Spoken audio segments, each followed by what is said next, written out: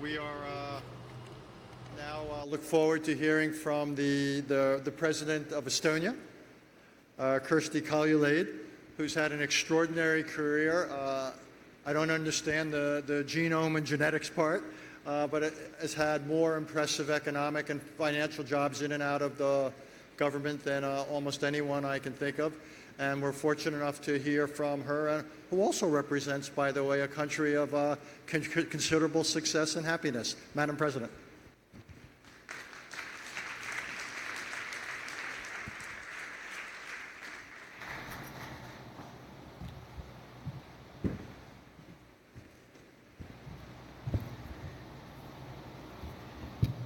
Dear Ukrainian friends and friends of Ukraine, I'm very happy to be back to this, the only internally displaced conference I used to visit globally. So happy to be with you, and precisely very happy to see free Mr. Sentsov here, because I believe many of us here have called for his freedom and the freedom of the sailors and other prisoners. Many of us, including me, have posted with hashtags free Sentsov, and now it happened. On the other hand, let's not forget, this is the first step, but the run is a marathon, 42 kilometers. Yes, right now, it's not yet quite easy to say that we have taken a really long step forward. But I know that somewhere at around 21K mark, the political elite of this world will feel that we might be closer to the finish line than we are. Let's at that point also remember, Crimea is still occupied.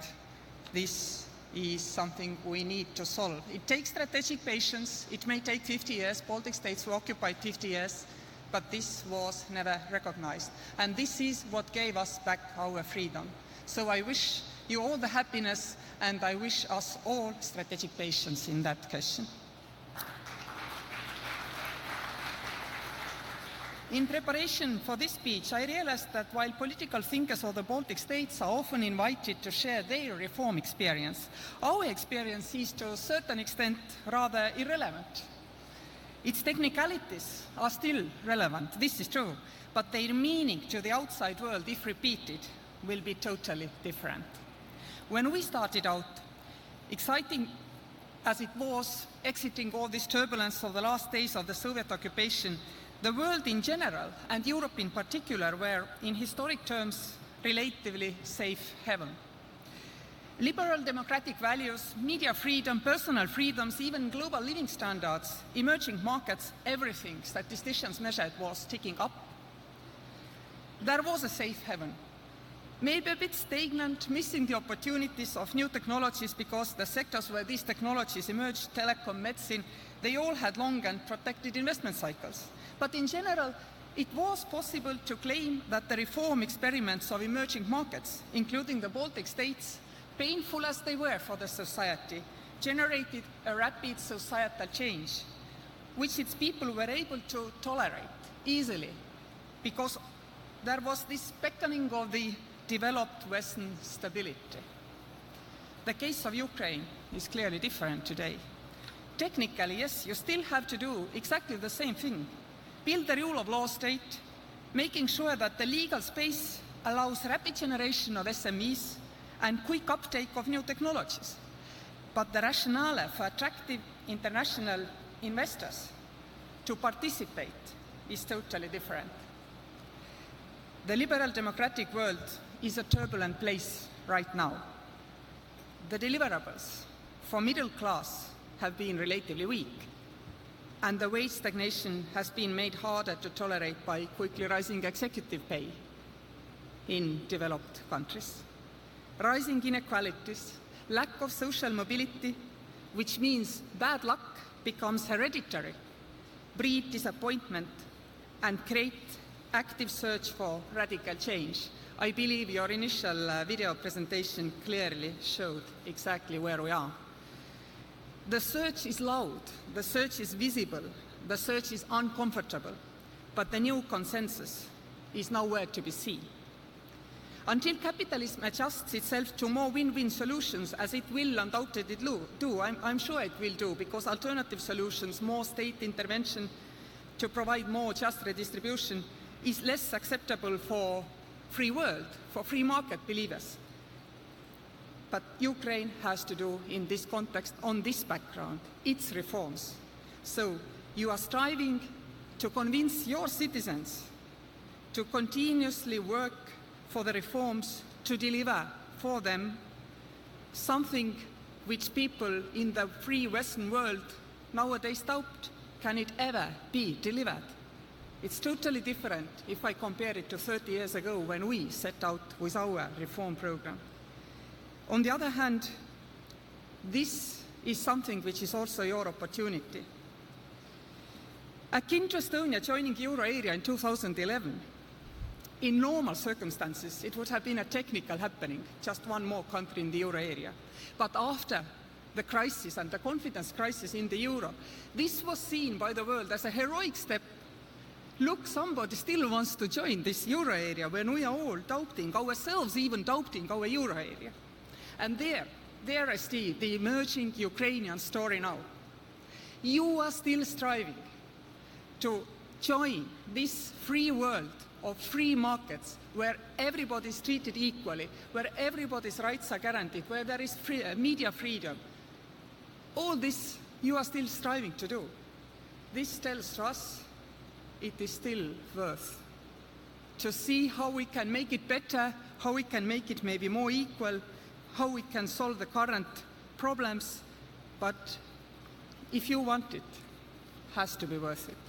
And I see here a story arising for what Ukraine could be known in the future. It was the country who believed in universal human rights, in liberal democratic values, and showed that while everybody else was doubting, you succeeded. I wish you all success in this, and I am quite sure that one day there will be Ukraine free of politically motivated capital controls, Ukraine certain to clamp down on corruption, Ukraine guaranteed to provide economic climate suitable to diversify economy, Ukraine strictly rule of law state, protecting each and every one by its legal system independently of their social status. Ukraine, which treats all capital, big and small, foreign and local, equally. Ukraine, where SMEs can prosper and grow without the fear of unlawful developments capping their future. Ukraine, the model of corporate responsibility instead of oligarchic economy. Ukraine, where legal space is welcoming to the society-wide use of new technologies, narrow AI, driverless cars, and the rest I cannot name, but what might be around the corner. Around the corner, we don't see it behind. Ukraine, the model of combating climate change instead of a country dependent on gas transit.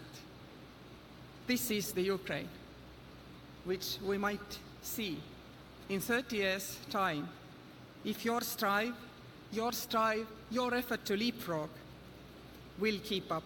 There are all the reasons to try. There is no lack of good ideas today.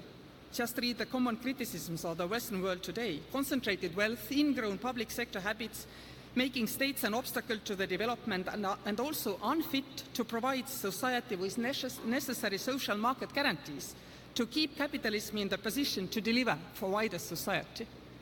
This is the criticism of our societies. This is the byword by which you can develop your society to be a better version of what has been done before. Yes, I know this can happen because my own country is a better version of public management than any Western developed country has been able to create. Now many are trying to do the same, but nobody yet has achieved. So I said when sometimes people ask me why should we stand up for Ukraine because they are not doing their own homework, I said, look, 30 years ago when you were supporting us and our development, you didn't do it because you thought you will somewhere gain at some point a digital wonderland where different transforming experiments of society are being carried out, and this will be something where you can learn something useful. So who tells you that Ukraine is not the next place globally where these developments will actually show us the way? I'm quite sure this could be. And actually, if I think of your scheme of happiness, the happiness of this conference, indeed, this is something where I think you are, and I am in line. Because I feel that with new technologies, emerging technologies, lots of jobs are being taken from us.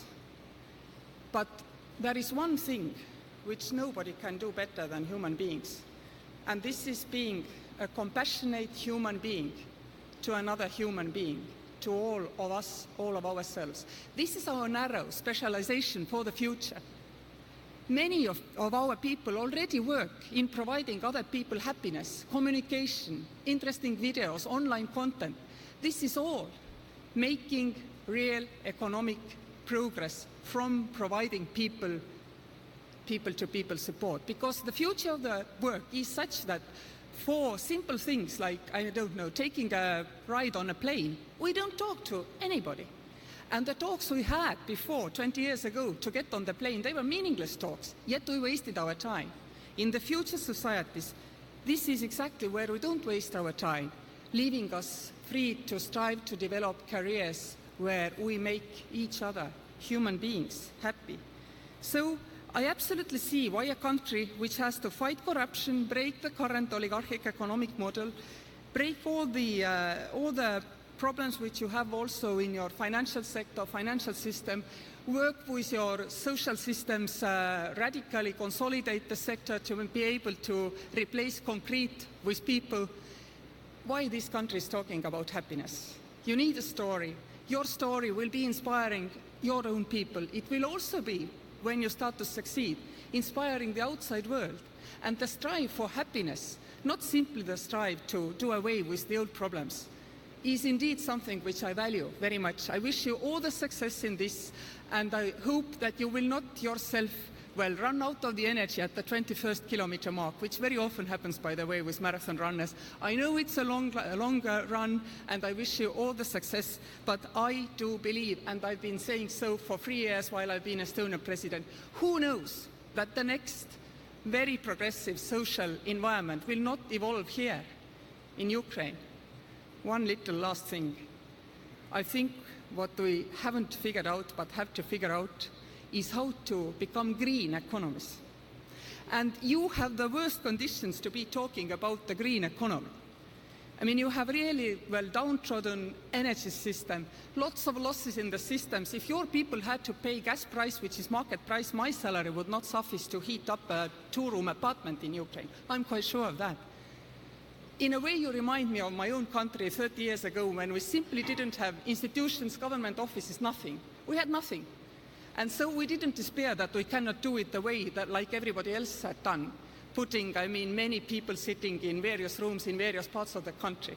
We put every service online, 99% of public services online. If we had said this is what we will do, at that point people would have said, you're crazy. If you say that you want Ukraine to be 100% green economy, maybe even quicker than the Europeans trying to achieve it by 2050, they will say you are crazy. Don't believe them. Don't believe them. Do your own thing, and all the success to Ukraine. Thank you for listening.